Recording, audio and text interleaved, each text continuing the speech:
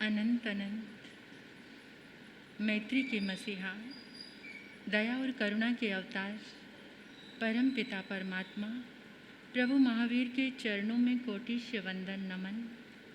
अरिहंत परमात्मा श्रीमंदर स्वामी भगवान के पावन चरणों में कोटिश वंदन नमन।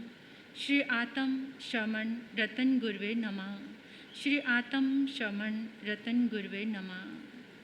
आत्म गद्दी को मेरा भाव भरा प्रणाम वंदन। तब का दिव्य वरदान देने वाले मम आराध्य गुरुवर्या श्री प्रवेश कुमारी जी महाराज साहब के पावन चरणों में कोटिश वंदन नमन। 311 उपवास द्वारा विश्व कीर्तिमान स्थापित करने वाले तपाचार्या तप चक्रेश्वरी उप परिवर्तनी गुरनी मैया श्री मोहन माला जी महाराज साहब के पावन चरणों में कोटिश वंदन नमन। मेरे जीवन पर अनंत उपकार करने वाले, धर्म का दिव्य दान देने वाले आराध्य गुरनी मैया के पावन चरणों में कोटिश वंदन। सरल आत्मा परम तपस्विनी आत्म बल के धनी पूज्य श्री उषा जी महाराज साहब के पावन चरणों में वंदन करती हूँ, नमन करती हूँ। तब सूर्या महासाध्वी श्री निधि ज्योति जी महाराज साहब के चरणों में वंदन नमन।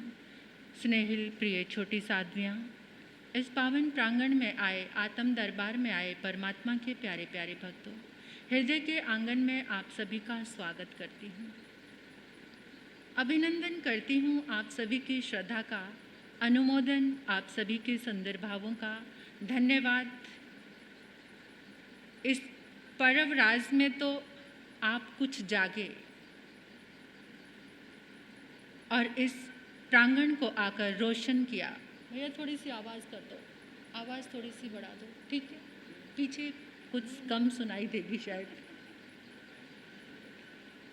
देवाधिदेव परम पिता परमात्मा जब तक कैवल्य का प्रकाश नहीं हुआ 12.5 वर्ष तक मौन रहे। कैवल्य का प्रकाश हो जाने पर सुबह और शाम एक एक पहर प्रभु ने देशना दी और उस देशना में प्रभु ने हर सब्जेक्ट को टच किया, चाहे वो जीव, आत्मा, अजीव, खगोल, भूगोल, ज्योतिष, आहार शुद्धि आदि सारे विषयों को इस ढंग से खोल कर हमें दिया कि हम चैन से जी सकते हैं, हम जाग सकते हैं। साइंस तो इंतजार करती रही वनस्पति को जानने के लिए। जगदीश चंद्र बसु जिन्होंने बताया कि वनस्पति के अंदर प्राण है, लेकिन परमात्मा ने तो इतने हजारों सालों पहले बता दिया था कि वनस्पति के अंदर भावनाएं, इच्छाएं, कामनाएं, कषाय, ये सारी चीजें हैं। और वनस्पति कितने प्रकार की बताई प्रभु ने? बोलो। 2, प्रत्येक और साधारण। इतने सूक्ष्म रूप से प्रभु के कैवल्य का प्रकाश हुआ। लेबोरेटरी के उपकरण जो आज सिद्ध कर रहे हैं, जो चीजें आज हमारे सामने आई हैं, वो प्रभु ने इतने साल अपने प्रकाश में हमें दे दी। इतना कुछ हमें दिया। आज मैं वैसे तो कुछ % सबने भोजन का त्याग किया होगा, कोई ना कोई पचखान में आप लोग अपने मन को बनाया होगा, लेकिन फिर भी मैं आज आप सब लोग इकट्ठे हुए हैं तो थोड़ा सा जागरण आपके भीतर में हो जाए, तो मैं थोड़ी सी बात आपके डाइनिंग टेबल की करना चाहती हूँ। डाइनिंग टेबल, आपके डाइनिंग टेबल पर कैसी कैसी वैरायटी सजी होती है। एक चीज होती है यूजेबल, एक होती है सूटेबल और एक होती है फैशनेबल।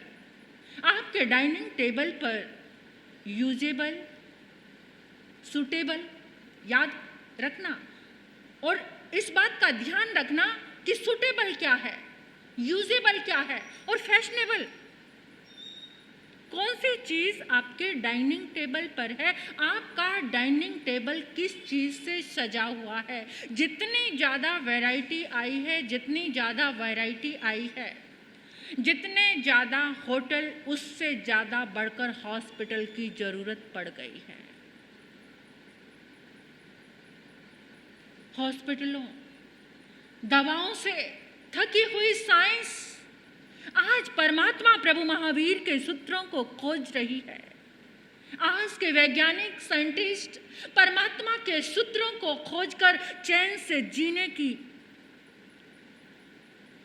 एक मार्ग, एक रास्ते ढूंढ रहे हैं। और हम इस खाने की वैरायटी की चकाचौंध में कहाँ से कहाँ आ गए हैं।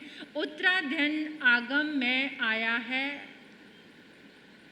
रसा पगाम न निसेवी अव्वा, रसा पगामं न निसेवी अव्वा। एक व्यक्ति जो स्वस्थ रहना चाहता है, जो शक्तिशाली रहना चाहता है, उसे हर रोज सारे रसों का सेवन नहीं करना चाहिए, जिसे विगी कहते हैं। आपको पता है विगी क्या होती है? कुछ लोग तो ऐसे होंगे जिनको विगी का पता भी नहीं होगा कि विगी किसको कहते हैं। जो हर रोज 5 चीजें आती हैं, उसमें 2 चीजें तो महाविगी हैं, घी, तेल, दही, दूध, मक्खन और शहद। शहद बिल्कुल भी नहीं खाना चाहिए, महाविगी है। मक्खन, जो आप घर में मक्खन निकालते हो, अगर वो छाछ के बिना रहता है तो उसमें 2 घड़ी के बाद बहुत सारे जीव उत्पन्न हो जाते हैं। और जो शहद खाने वाले, सुनो, वो मधुमक्खी बेचारी फूलों पर जाती है, अपने मुंह में रस इकट्ठा करती है जो उसकी लार होती है। और उस लार को खाने वाले, किसी की लार खाने वाला कैसा होता है? उस मक्खी की लार को खाते हैं आप, जो शहद खाते हैं। आप बहुत सारे आर्गुमेंट दे दोगे, नहीं अब शहद ऐसे बनता है, वैसे बनता है, ऐसे बनता है। मक्खी के बिना शहद नहीं बन सकता, चाहे आप कुछ भी कहो, है तो उसकी लार ही। चाहे उनको पाला जाता है, चाहे कुछ भी किया जाता। हम लोग विहार कर रहे थे, मैंने देखा था कि मक्खियों को एक बॉक्स में रखा जाता, उनको पाला जाता, लेकिन है तो उनकी लार। एक उनको त्रास, ऊपर से उनकी लार को तुम खा जाते हो। और उसके खाने के बाद तुम्हारे भीतर जो रोग, देखिए हर चीज को खाने के बाद उसकी एनर्जी चेक करो। आप हर चीज चेक करते हो, लेकिन उसकी एनर्जी चेक नहीं करते। हर चीज, उसकी एनर्जी क्या है, वो एनर्जी आपके ऊपर आकर प्रभाव कर रही है। ये जितने भी कंटेनर फूड हैं, जितने भी टीन फूड हैं, जब इनको खा खा कर, इनको पी पी कर लोग बीमार होने लगे तो लेबोरेटरी में एक रिसर्च की गई। जितने भी कंटेनर फूड हैं जिससे आपका डाइनिंग टेबल सजा हुआ है, इतना अट्रैक्ट करता है सबको। बाहर से लोग आते हैं, तरह तरह की चीज़ें, तरह तरह के डिब्बे, प्रिजर्व जूसेस, वो आपके डाइनिंग टेबल पर सजे हुए हैं। बड़े अच्छे लग रहे हैं, अट्रैक्टिव हैं, बड़े टेस्टफुल हैं, बड़ा मज़ा आता है उनको खाकर। उतना ही मज़ा बीमारी भोगने में भी लो। फिर चरक संहिता में एक जगह कहा है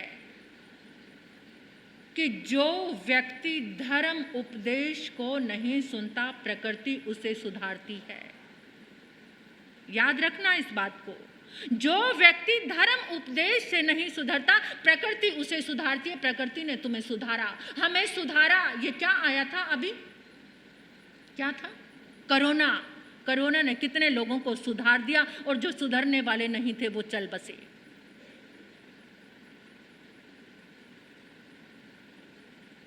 जिस समय पक्षियों को कोई जैसे बर्ड फ्लू हो जाता है, बर्ड फ्लू जब पक्षियों को होता है तो उनको जिंदा ही जमीन में गाड़ दिया जाता, जीवित ही बेचारों को, क्योंकि धरती पे रोग ना फैले। लेकिन वो जिंदा जब धरती में जाते हैं तो धरती से एक रोग उत्पन्न होता है जिसको कहते हैं चिकनगुनिया। जब उन जीवों को धरती में दबा दिया जाता है तो एक रोग उत्पन्न होता है, चिकनगुनिया। 22वीं सदी में प्रवेश करने वाला ये पूरा विश्व, और इस विश्व में जिसके पास सबसे ज्यादा मेडिकल सुविधा है वो कौन सा देश है? कौन सा देश है? अमेरिका। अमेरिका, जिसके पास अणु शस्त्र, स्टेन गन, जिसके पास एक से एक दुनिया से लड़ने की ताकत है, लेकिन वही देश बीमारी से हार चुका है। इस पूरे संसार में 1 करोड़ लोग एड्स के रोगी हैं, जिसमें 20 लाख लोग ऐसे हैं जिनकी मौत डिक्लेयर हो चुकी है कि उनको मरना ही है, उनका कोई इलाज नहीं है। और उसमें से 15 लाख लोग अमेरिका के हैं। 15 लाख लोग अमेरिका के हैं।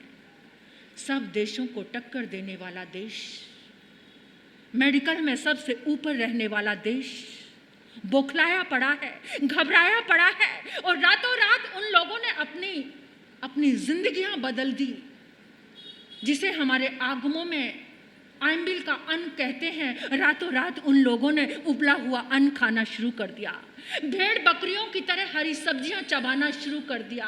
रातों रात लोगों ने निश्चय कर लिया कि अब ब्रह्मचर्य व्रत का पालन करना है। सारे जितने रेड लाइट एरिया थे वहां लोगों ने जाकर कदम रखना बंद कर दिया। जब वो इस बीमारी से घबरा गए, एक से एक बढ़कर साइंटिस्ट लेबोरेटरी में बैठे हैं, रिसर्च कर रहे हैं, लेकिन आज तक एड्स का और कैंसर का रोग मिटा नहीं पाए, उनका इलाज नहीं मिला। हर साल वहाँ 7 लाख लोग कैंसर से पीड़ित होते हैं हर साल। 8 लोग हार्ट अटैक से मरते हैं हर साल। लेकिन फिर भी वो लोग खोज नहीं कर पाए, और रास्ता कौन सा अपनाना पड़ा अब?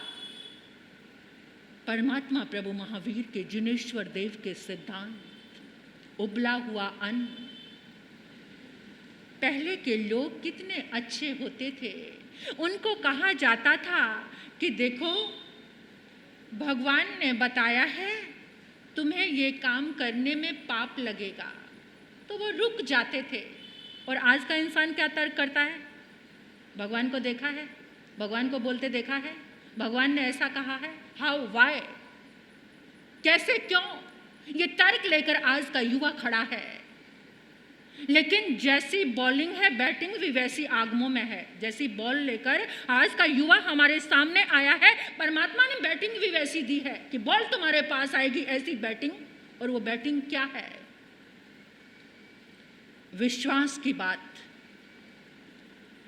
तुम जब सफर करते हो, गाड़ी में बैठते हो, ड्राइवर पर विश्वास करते हो, एरोप्लेन में बैठते हो, पायलट पर विश्वास करते हो, ट्रेन में जाते हो तुम विश्वास करते हो, हेयर कटिंग के लिए तुम सैलून में जाते हो, वहाँ जो नाई तुम्हारे बाल काटता है तो उस पर तुम अपना सिर समर्पित कर देते हो। तुम्हें विश्वास है, डर लगता है तुम्हें कभी मेरी गर्दन ना काट दे, कभी मेरा सिर ना कट जाए, लेकिन तुम वहाँ पर अपना सिर समर्पित करते हो, विश्वास करते हो। तुम्हें ये बात पता है कि तुम्हारे दादा थे, तुम्हारे परदादा थे, ये बात मानते हो तुम। ऐसे ही परमात्मा की वाणी थी, परमात्मा थे, भगवान की वाणी थी, उस पर विश्वास करना सीखो। अगर तुम नहीं करोगे संतों की वाणी पर विश्वास, संतों पर, तो एक दिन तुम्हें विजिटिंग कार्ड लेकर डॉक्टरों के चैम्बर में जाना पड़ेगा। फिर वे सारी बातें डॉक्टर समझाएंगे और फिर तुम्हें समझ आ जाएगी। इन बातों को कौन समझाएगा? डॉक्टर समझाएगा। तो मैं आज आपसे एक रिक्वेस्ट कर रही हूँ, आज अपना डाइनिंग टेबल सुधार कर जाना। अगर तुम्हें दवाइयों के बोझ से बचना है तो जो कंटेनर, जो टीन फूड आप यूज़ करते हो, उसमें जिस समय लोग बहुत बीमार होने लगे तो लेबोरेटरी में उसको चेक किया गया, और जिस समय चेक किया गया तो उसके अंदर एक जीवाणु मिले जिसको सी बोटुलिज्म कहते हैं। सी बोटुलिज्म, वो जो जीवाणु हैं किसी भी तरीके से मरते नहीं हैं, और उनको मारने के लिए उस डिब्बे में एक रसायन डाला गया जिस रसायन का नाम है जलद। वो रसायन क्या करता है? तुम्हें नपुंसक बनाता है। जितने भी कंटेनर फूड आप यूज़ करते हो, इंस्टेंट मिक्स, क्या इंस्टेंट मिक्स, आप हर चीज़ देखो, बाजार में इतने लोग आराम प्रस्त हो गए हैं कि सब चीज़ें बाजारू आ गई हैं, ज़िंदगी बाजार की बन गई है। मैं तो हैरान होती हूँ कि आजकल जो डोसा है, इडली है, उसका मटेरियल भी कहाँ से आने लगा। पहले थोड़ी ताकत लगाते थे, हाथों से घिसते थे, हाथों से कुछ बनाते थे, हाथों की भी एक्सरसाइज होती थी। इतना हराम कर लिया है अपने जीवन को कि अगर अब घर के काम काज छोड़कर कहाँ जा रहे हो? कहाँ जा रहे हो? बता दो। एक्सरसाइज करने के लिए कहाँ पर? जिम ज्वाइन करते हैं सब, बहनें भी करती हैं। मैंने कितने बहनों को कहा, मैंने कहा आप प्रवचन में नहीं आते सुबह, कहते महाराज जी जिम जाने का टाइम होता है, जिम जाने का। मुझे बड़ी पीड़ा हुई, दर्द हुआ, शर्म भी आने लगी। ये जिन शासन के लोगों का हाल है। घर में तो कुछ काम होता नहीं, वहाँ जाके शरीर की पूरी शक्ति लगाओ, पैसे भी दो, और घर में एक बाई ना आए, जरा सा पोछा लगाना पड़ जाए तो सिर पे 100 बलट आ जाते हैं, 100 सिलवटें आ जाती हैं। ऐसा जीवन हमने बना लिया है, इसीलिए तो हॉस्पिटल ही हॉस्पिटल खुलते जा रहे हैं। इसलिए घर में जितनी तुम्हारी खाने की वैरायटी, उतनी दवाइयाँ बढ़ती जा रही हैं, उतनी चीज़ें। जल्दी से प्रेगनेंसी नहीं होती, नपुंसकता। क्यों? ये खान पीन तुम्हारा बदल गया है, तुमने अपनी जिंदगी के आदर्शों को छोड़ दिया है। इसलिए परमात्मा कह रहे हैं कि यूजेबल, जो सिर्फ तुम्हारे यूज में आ रही है, सुटेबल, जिसकी तुम्हें आवश्यकता है, वो सूट हो रही है तुम्हारे ऊपर। तुम्हारे पेट के लिए क्या सूट हो रहा है? जो तुम्हें स्वस्थ रख रहा है। लेकिन तुम तो फैशनेबल में आ गए। आज हद से ज़्यादा चीज़ें घर में वो हैं जो लोगों को दिखाने के लिए हैं, फैशनेबल है। यूजेबल तो कुछ रहा ही नहीं, जिसको तुम टच नहीं करते, जिसको तुम छूते नहीं, केवल लोग आकर देखें और मेरे घर की वाहवाही करें। बस इतने सामान बटोर लिए हैं जिंदगी में, और वह सामान तुम्हें तकलीफ दे रहे हैं, दुख दे रहे हैं। इस खान पान के कारण तुम्हारा डाइनिंग टेबल तुमने बिगाड़ के रख दिया है। परमात्मा ने हर चीज की एक्सपायरी डेट तुम्हें दी है, लेकिन तुम नहीं। एक्सपायरी डेट भी आज तुम किसकी मानते हो? जो लोगों ने पैकेट पे लिख दी है, उसे तो उस एक्सपायरी डेट पर तुम्हें विश्वास है, लेकिन परमात्मा ने जो एक्सपायरी डेट तुम्हें दी है, उस डेट पर तुम्हें विश्वास नहीं है। समय पर फल, जो प्रकृति ने जिसे पकाया है, लेकिन तुम्हारे घर में कौन से फल हैं? कौन से? जो कोल्ड स्टोर में हर मौसम के फल, वो तुम्हें ताकत देने वाले नहीं है। हाँ, तुम्हारा फैशन हो सकता है, तुम्हारा नाम ऊंचा हो सकता है, उन फलों को लोग देखें, पर तुम्हारी सेहत अच्छी नहीं हो सकती उनसे। इसलिए परमात्मा कहते हैं, आज जिस चीज का देखो, खाने पीने का जब संत लोग त्याग कराते हैं, अरे भगवान ने तो ये अहिंसा के लिए कहा है। अहिंसा के साथ फिजिकल हेल्थ और मेंटल हेल्थ, याद रखो, फिजिकल हेल्थ और मेंटल हेल्थ। आज मेंटल हेल्थ सबकी डगमगाई हुई है, सब परेशान हैं, तनाव में है, स्ट्रेस में है। बड़े महाराज जी कह रहे हैं समय हो गया है, कभी आप उठकर ना चल पड़ो, है ना? परवाह भी नहीं करोगे आप तो, महाराज जी बोल रहे हैं, उठकर चलने लग जाओगे। थोड़ा सा कुछ सम्मान करना सीखो। तो आज मैं आपसे चाहती हूँ, ये जो पैक्ड फूड है, आपके बच्चे उनको खाते हैं, आप भी खाते हैं, क्या आज आप जागोगे? क्या आप ये प्रतिज्ञा करके जाओगे? जो पैक चीज़ें हैं, ज़्यादातर सॉफ्ट ड्रिंक, आप क्या उनका त्याग कर सकते हो जो जूस पैक कंटेनर में आते हैं? बहुत बीमारी, उससे तो पानी पीना अच्छा है। याद रखो ये बात, ये सत्य है। जीभ का थोड़ा सा स्वाद, लोलुपता छोड़ दो, नहीं तो प्रकृति ऐसी रिमांड लेगी कि तुम्हें छोड़ना ही पड़ेगा। प्रकृति रिमांड लेती है, छोड़ना पड़ता है प्रकृति जब छुड़वाती है। जब डॉक्टर कहता है ना कि ज़्यादा नमक, मिर्ची, ये चीज़ें और पैक चीज़ों को तो भूल ही जाओ, ये चीज़ें तुम्हें खाने नहीं, तो डॉक्टर की बात तो मानते हो ना। जो भी पैक चीज़ें हैं वो तुम्हारे ज़िंदगी के लिए नुकसानदेह हैं। ठीक है, तुम्हारा पुण्य उदय हुआ है, तुम्हारे यहाँ डाइनिंग टेबल, लेकिन सजाओ उसको किससे? हाथ से बनाकर उन चीज़ों को जिससे तुम्हारा परिवार स्वस्थ रहे। तो कितने लोग प्रतिज्ञा करके जाएंगे? बोलो। या कोई भी अपनी जीभ का स्वाद नहीं छोड़ पाएगा? बहनों बता दो। कुछ लोग हाथ जोड़ रहे हैं, बेचारी बूढ़ी माताएं जी हाथ जोड़ रही हैं, जवानों को तो मुसीबत आ रही है। हाँ माता जी, आपके तो कुछ खाने की, ये पैक जूस वूस पीने की आपकी ज़रूरत नहीं है। जो युवा बहनें मेरी बैठी हैं, युवतियाँ, और जो युवक बैठे हैं, मैं उनको देखो, कितना अच्छा बच्चा है हमारा विराज। ये युवक हाथ जोड़कर कह रहा है कि कोई भी कंटेनर वाले जूस फूड आप नहीं सेवन करेंगे। हाथ उठा दो जरा, कितने लोग नियम करेंगे? ऊपर हाथ करो। Very good. मेरी ये धर्म सभा रोशन है परमात्मा की वाणी से। गुन्नी जी महाराज साहब से पचखान। हाँ, मेरी कमाई अच्छी हुई, धन्यवाद है आप सबका इस सामान को लेने के लिए।